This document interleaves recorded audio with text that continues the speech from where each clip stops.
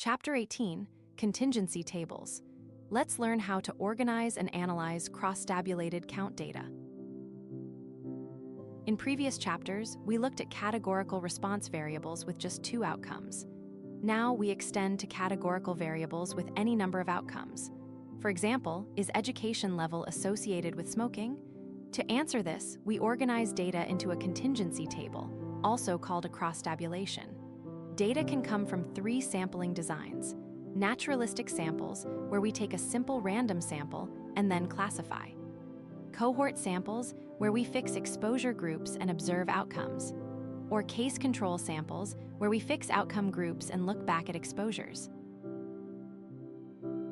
Here is a real example: smoking status by education level, a 5x2 contingency table from a naturalistic sample of 585 individuals. The columns represent smoking status, smoker or non-smoker. The rows represent education level, from high school through graduate degree. Each cell contains the observed count. For instance, 12 high school educated individuals were smokers, while 239 individuals with an undergraduate degree were non-smokers. The row totals and column totals are called marginals. The grand total is 585. These marginals are essential for computing expected counts later.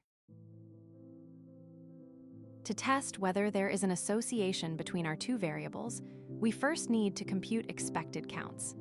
The expected count for cell ij equals the row I total times the column j total, divided by the grand total.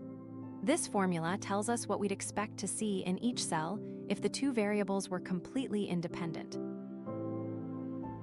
Let's work through an example. For the high school row and the smoker column, the row total is 50 and the column total is 94.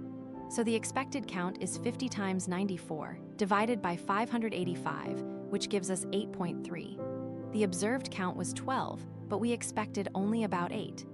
This difference between observed and expected is what drives the chi-square test, which we'll explore in the next video.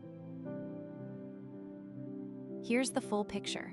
On the left, we have our observed counts from the data. On the right, the expected counts computed from our formula. Notice that some cells match closely, while others show big differences. For instance, the undergraduate row observed 32 smokers, but expected about 44. Graduate degree observed 5 smokers, but expected about 9. Cells where observed counts differ greatly from expected counts are the ones that contribute most to the chi-square test statistic.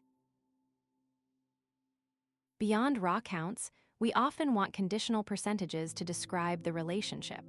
Row percents divide each cell count by its row total. We use these for cohort and naturalistic samples to describe prevalence or incidence. Column percents divide by the column total. These are used for case control samples to describe exposure distributions. For example, the prevalence of smoking among high school educated individuals is 12 divided by 50, times 100%, which equals 24%. Let's recap. Contingency tables cross-classify 2 categorical variables. Marginals, the row and column totals, are key to computing expected counts. The expected count formula is row total times column total divided by the grand total. Conditional percents help describe the nature of the association. And the difference between observed and expected counts is exactly what powers the chi-square test of association.